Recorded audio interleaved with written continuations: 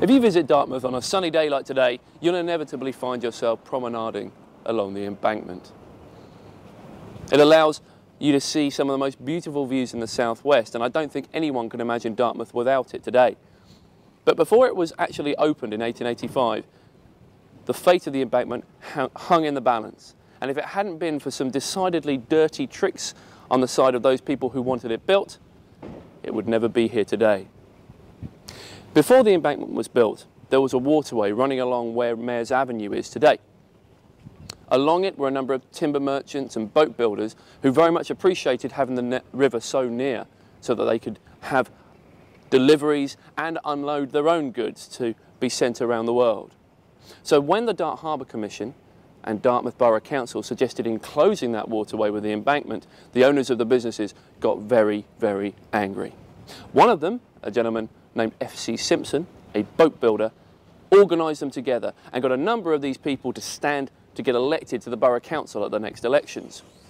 The town clerk at the time was a gentleman called Mr. Hockin, and he was a firm supporter of the Embankment.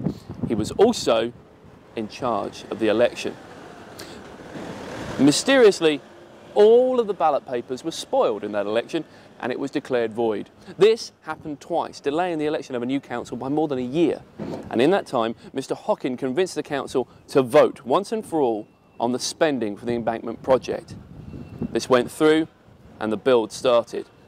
Eventually, Mr. Simpson and his supporters were elected to the council. They promptly sacked Mr. Hockin and Mr. Simpson became mayor, and he refused to sign the cheques to pay for the Embankment.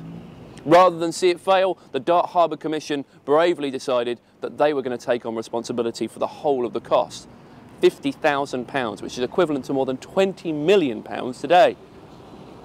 The Harbour Commission officially went bankrupt whilst trying to support the project, but it was finished in 1885, and when it opened it became a massive hit. The people of the town loved to take part in the new craze of promenading along the Embankment. In a time famous for its political corruptness, for once, dirty tricks had benefited the masses rather than the fat cats of business. I think we can all be rather grateful to the very deceitful Mr. Hockin.